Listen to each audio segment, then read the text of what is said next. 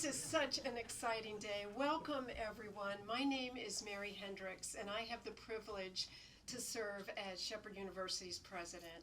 And I would like to thank each and every one of you for joining us today for the launching of the Hunter Carlos Willis Aviation Program, a unique partnership involving Shepherd University, Bravo Flight Training, and the Eastern West Virginia Regional Airport. The inspiration for the program and the program's name came from a courageous local teen, Hunter Carlos Willis. He's from a military family, and Hunter had a true passion for flying and a dream to become a commercial pilot. He aspired to attend Shepherd University and be the first student in the proposed aviation program. He began his journey with Bravo Flight Training in early 2021. Sadly, after a courageous battle with bone cancer, Hunter passed away in January of this year. To honor Hunter's passion for flying and his contagious joy for aviation, Shepherd University, together with our aviation partners, named the program to honor Hunter's legacy. You will hear more about Hunter's passion for flying from his father, Lieutenant Colonel Tom Willis, in just a few minutes. Shepherd University feels a deep sense of responsibility to help address the urgent needs of the aviation industry. And this includes transportation needs, supply chain issues, and how this is affecting our global economy. The unique partnership we have created will begin to address the marketplace challenges and support the rapidly growing businesses emerging right here in the Eastern Panhandle, an area we are proud to live in and so proud to be part of. Shepherd University will specifically coordinate the academic components of the program. Bravo Flight Training will provide the ground school classes as an integral part of the curriculum. And the Martinsburg Regional Airport will house the classroom and facilitate the actual delivery of the flight school classes. Now, we are very fortunate to live in an aviation-rich, historical environment. The magnificent Shepherd Field behind us is considered the oldest civilian airfield in the Shenandoah Valley and home to the Air National Guard 167th Airlift Wing. And with us today is Colonel Marty Timko. Marty, you right here, everyone, Marty Timko, who is the wing commander of the 167th. We appreciate your joining us. Not far from us is Hillsboro, Virginia, the birthplace of the Wright brothers' mother, Susan Corner Wright, who inspired her sons to achieve their remarkable discovery and flight. Our geographical area, as many of you know, is an extension of the busy and expanding Dulles Corridor. And I love to brag about this. I don't fly, but I love to brag about it. The Shepherd Field runway is the longest airstrip in the entire state. Pilots, isn't that true? That's all true, right? So we have so much to be proud of. History, talent, and excellent facilities will be the wind beneath our wings as we train the next generation of aviation leaders and innovators. Now, after hearing from Tom Willis, you will meet Nick Deal. Nick, you are right over here. Nick Deal, Executive Director and CEO of the Eastern West Virginia Regional Airport Authority, followed by Brenda Tibbs, the head of the Bravo Flight Training. Dr. Ben Martz, Ben, thank you, Shepherd University's interim provost, will introduce the curriculum for Phase 1 of the aviation program, which is starting this fall. And he will also outline our aspirational strategic goals. So much is expected for all of us to work toward those aspirational goals. Jim Klein, Jim, you are right here. Jim is the chair of the Eastern West Virginia Regional Airport Authority, and he will read a very thoughtful and supportive proclamation for the aviation program. We appreciate that, Jim. And in my closing remarks, I will acknowledge the generous donors who made this program possible and special leaders who have joined us today. So thank you very much. And Tom, please, I welcome you to the podium. Thank you.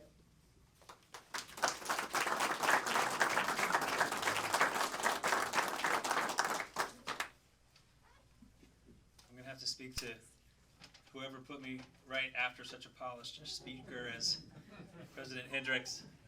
Thank you for those kind remarks, Mary.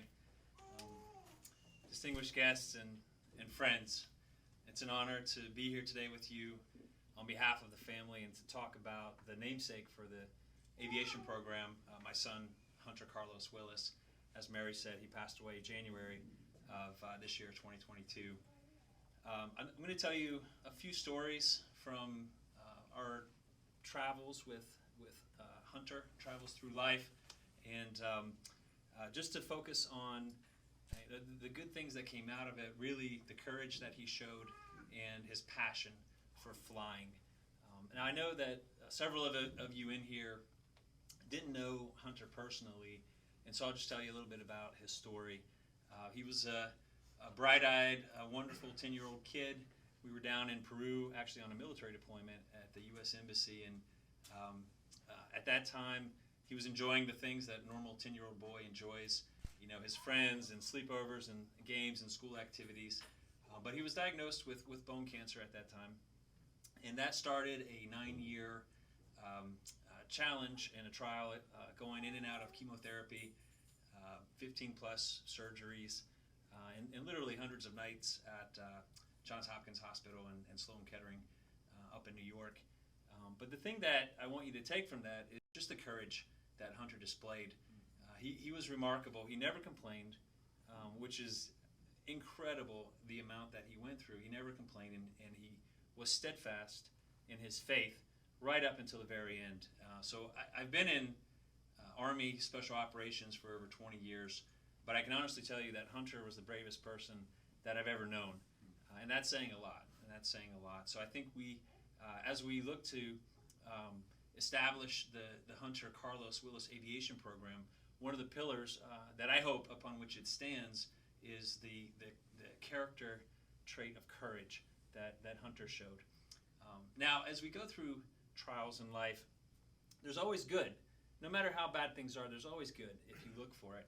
And in our situation, the good was quite obvious in the great friends that we were blessed with. So let's fast forward to the summer of 2020, and my dear friend Bill Farrell, who's over here, he knew that Hunter was going through a downtime in a chemotherapy session at this point, and so of his own initiative, he called up his friend Steve Munson, and Steve's over here, and so Steve agreed to take Hunter up in his airplane. And Hunter had never been flying before in a private plane like this, and so it was a pretty special deal. And so we went up, and Steve let Hunter fly, and you could just see Hunter was getting more and more excited. And one of his favorite movies was Top Gun, and his favorite scene in the movie is when they buzz the tower, right? And the guy spills coffee all over his shirt. And Hunter, he would always laugh whenever we saw that. So Steve said, "Hey, where do you guys live?" And we said, "Oh, we're up not too far from Hedgesville High School." And so Steve said, "Well, let's go." So we called Mom on the phone, and so Hunter buzzed Mom at our house, and he thought that was great. But we got home, and Hunter was just so excited about it, and he said, "Dad, I think this is something I'd like to do." And I said, "You want to get your pilot's license? That's great, son." And he said, "No, I mean, like a career. I really enjoyed flying." So it was just a real blessing that in the midst of all the trials, through our friend Bill and Steve, they found Hunter's passion for flying. So thank you guys for that. Another story that just kind of pulls the good out of Hunter's path in finding his passion for flying. So fast forward to the early summer of 2021. The leadership over at the 167th heard about Hunter's situation, and Colonel Marty Timko, who's here, he and his leadership team decided that they were going to bless Hunter and make him commander at the 167th for a day. And so, wow, talk about, a teenage boy, that's beyond. So we show up, and Hunter's quite nervous. There's all these impressive people in uniform, and big machines making big noises, but the guys had passed the hat. They actually bought a real flight suit for Hunter, and it had his name on it and colonel rank on his epaulettes, and Hunter's he was blown away, and Colonel Timko has this calm, peaceful manner about him, so he took Hunter aside and calmed him down, and then Hunter really started enjoying the day. And we got to see the operations room and the control tower, and they even took him up in a C-17, and we were flying nape of the earth. And as I tell the story in the future, I think the altitude gets lower and lower, so we're somewhere around 150 feet above the deck. But it was great, and Hunter just really enjoyed it. He was exhausted at the end of that day, but he had such a great time. And when he got home, he put his his uniform up in his room, and he never took it down. It always stayed there, and I think that he put it up for two reasons. One, I think he was very proud, and he had such a great memory from that day that the team put together, and so I think he wanted to remember it. And two, he outranked me and made me do push-ups that day, so I think he liked having that rank on display also. So, and then shortly after that, another thing happened that really brought to the surface Hunter's passion for flying, and that was when President Hendrix and the leadership team at Shepherd heard about Hunter's situation and our interest as a family in pursuing commercial aviation as a career for Hunter. And so Shepherd, President Hendrix and her leadership team, along with Bravo Flight School and the airport here, all got together, and before you knew it, Hunter was up in the air, and he was flying, getting hours towards his private pilot's license, and actually got an official certificate from Shepherd, thanks to the team there, and Nick Deal threw in a bunch of swag T-shirts and hats from the airport here, and so Hunter, he was tickled to death. He went up with Pete Bastian, who's here also, and Hunter and Pete had a real special chemistry. Pete was sort of the older, wiser mentor figure, and Hunter was the young man that sort of was a sponge for all the wisdom that Pete would impart, and Pete was just very patient and just a fantastic teacher. Literally, I would drop Hunter off with Pete, and I would see just excitement in his blue eyes. He was looking forward to it. But when I would pick him up, that same blue in his eyes had actually changed, and it was remarkable because his spirit had risen just from the passion for flying, and the blue changed from a normal pretty blue to a radiant, sparkling blue, and it would stay that way for the rest of the day. So it was truly, truly remarkable, and just a testament to his passion for flying. So in conclusion, I would just say a few encouraging words to especially those students who are looking to pursue this aviation program at Shepherd, just to remember those two things, the courage and the passion. As anybody goes through a rigorous academic program, there are going to be struggles. But just remember that Hunter set the example for us with courage. And so no matter how hard it gets, don't give up, keep going, you can do it, be courageous. And second, passion. Becoming a pilot and studying aviation, it's going to be tedious at times. There's a lot of training, a lot of hard work, some late hours or early hours. But just remember, when it seems grueling, just remember that passion that Hunter had, and remember the passion that you had. That's why you started the program in the first place, and that'll carry you through to success. So again, I just want to say it's an honor on behalf of the family to be able to speak, and I want to thank Shepherd and Bravo and the airport for creating this incredible program, the Hunter Carlos Willis Aviation Program. So thank you very much.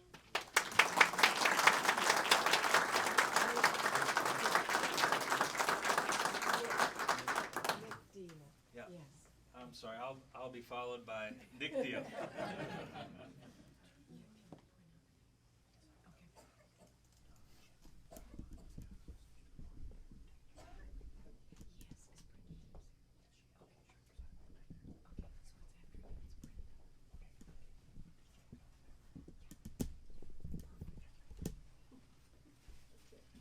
Good afternoon. Welcome to the Eastern West Virginia Regional Airport, or as we call it around here, MRB. It's been a pretty exciting few years here. The U.S. Department of Labor projects that there's going to be about a 15% growth in jobs in the aviation industry between 2020 and 2030. And it's a pretty significant jump. It's actually it's a faster job production than most other occupations. We also are seeing a real increase in general aviation, and we're seeing a lot of that growth here. We have seen over the past 3 years here a significant increase in fuel sales, in operations, which are landings and takeoffs and landings. We have seen more based aircraft here. Our charter service has been busier. We have really been busy. So we see the need for aviation professionals. The need for pilots, flight engineers, flight workers, and mechanics is very high, and there's really no one in sight. They're each in-demand occupations according to U.S. Department of Labor, and we, as other people do, struggle to find the kind of workers that we need in those particular fields. We knew that we needed a plan, and we recognized that education was critical to that plan. I'd like to take a minute to acknowledge a few people in the room. We have two of our county councilmen here that are both on my board, and Jim Whitaker is over here, and Dan Douillet is right over there. And these two gentlemen have been hugely supportive of the Eastern West Virginia Regional Airport, and the county council, in addition to several other folks, have really helped us to get where we are and to have the kinds of growth problems that we have now, which we're trying to find skilled workers, which is not a bad problem to have. We are proud to host only the second Part 141 flight school in the state of West Virginia, and the only female-owned flight school in the state.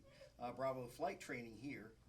Being a Part 141 flight school means that a student can use the GI Bill, or they can use financial aid to be able to help pay for flight training.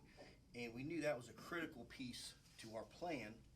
The second piece of our plan was to right in our backyard a highly respected institution of higher education, Shepherd University, and with a vision for an aviation program, Dr. Hendrix began discussions with us.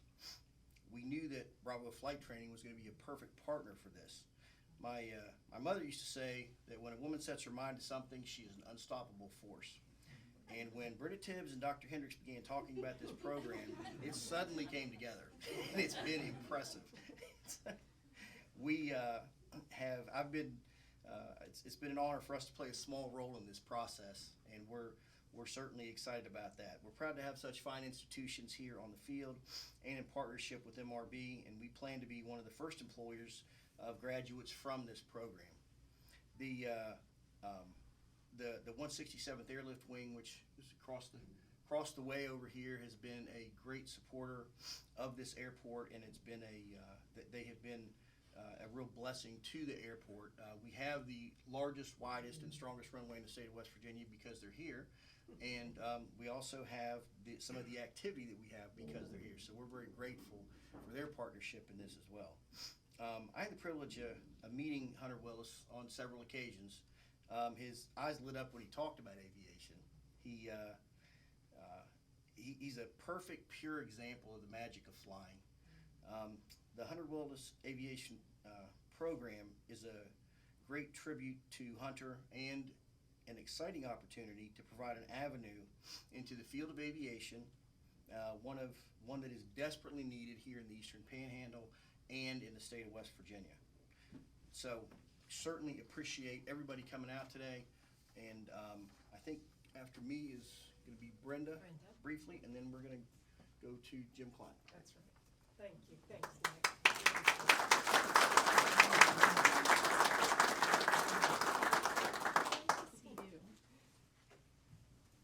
Hi, I'm Brenda Tibbs, and I own Bravo Flight Training just next door here at Martinsburg Airport. I'm also a flight instructor at Bravo, as well as Pete, who's here with us today. And we're really excited to be a part of this. One of the biggest reasons why we wanted to be at this airport is for partnerships like this. We've also had the opportunity to start a new 99s chapter here in Martinsburg, increasing women's participation in aviation, as well as increasing the flight hours that we've been able to do, and increasing our aircraft here. We are going to be utilizing Martinsburg's Cessna 172s, as well as we're getting a new RV-12 in. Bravo will be teaching the private pilot ground school in conjunction with Shepherd, and that will be preparing people to take their private pilot written exam. And then we have the opportunity for them to fly our aircraft, and it will lead them to be able to do private pilot training, instrument training, commercial, and go on to careers in aviation. And we are hoping to continue to grow with Shepherd and increase this program, and I'm very excited to be a part of it. Thank you.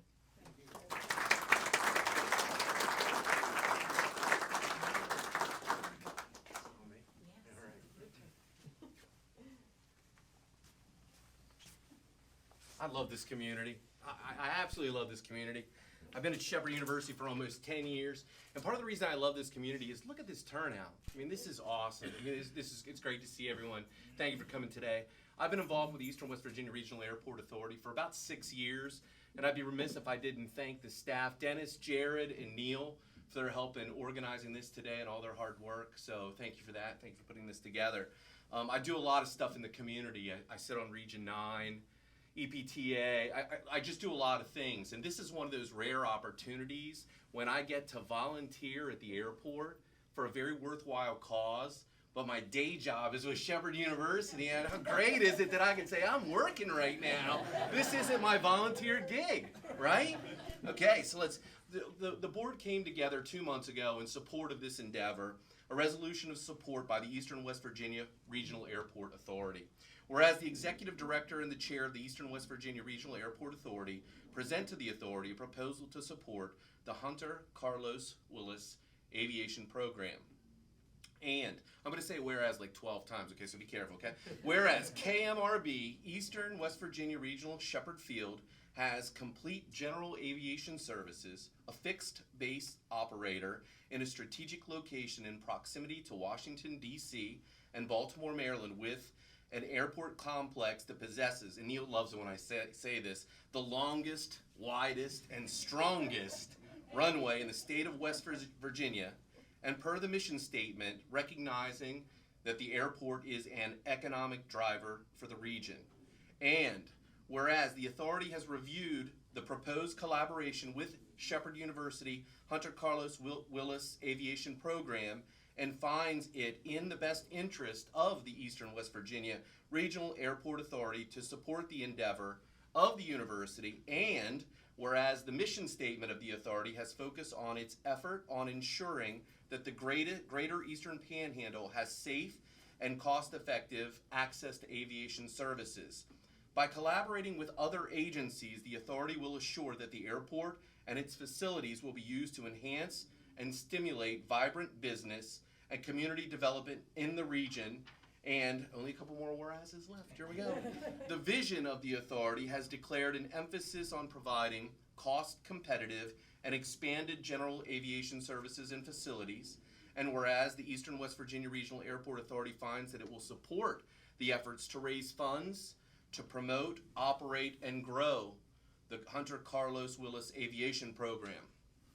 Now, therefore, be it resolved by the Eastern West Virginia Regional Airport Authority this resolution to endorse the Hunter Carlos Willis Aviation Program, and is hereby approved and adopted by the Eastern West Virginia Regional Airport Authority. The Eastern West Virginia Regional Airport Authority shall also consider future involvement in the continued operation of the Hunter Carlos Willis Aviation Program, passed and adopted by the Eastern West Virginia Regional Airport Authority, 170 Aviation Way, Martinsburg, West Virginia, on the 28th day of February, 2022. Thank you for having us today.